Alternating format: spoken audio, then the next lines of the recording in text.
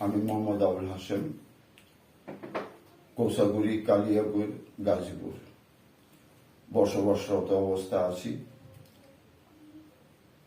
আমার ছেলে মোহাম্মদ নুরুল হক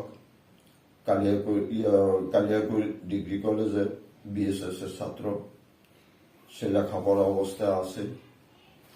আমার পাশের বাড়ির মুখলেস হাওলাদার, তার স্ত্রী বিউটি বেগম এবং তার ছেলে লিমন যুক্তি পরামর্শ করে আমার কাছে তার মেয়ের মেয়ে মোসাম্মদ লিমা বিয়ের প্রস্তাব দেয়।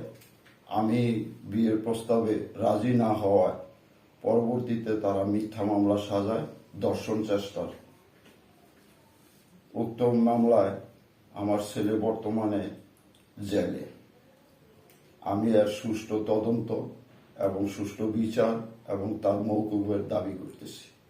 আমার অনুপস্থিতিতে আমার ছেলেরে বাসা থেকে ধইরা তাদের বাসায় নিয়ে আটকাইয়া এলাকার কিছু দুষ্কৃতী ছেলেপেলে দ্বারা আমার ছেলেকে মারধর করে এবং আমার এলাকার গণ্যমান্য 2-4 জন ব্যক্তি এটা শুনতে পাইয়া আয়সা, যেমন মিস্টার আদম আলী এবং আরো 2-4 জন, যেমন আমাদের এলাকার মেম্বার, বাতেন মেম্বার, উনি সহ আয়সা আমার ছেলের ওখান থেকে উদ্ধার করে এবং তারে আমার ঘরে দেয়। আসসালামু আলাইকুম।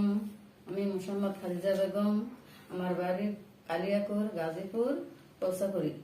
আমার ছেলে মোহাম্মদ নুরুল হক ডিগ্রি কলেজ বিসিএস এর ছাত্র।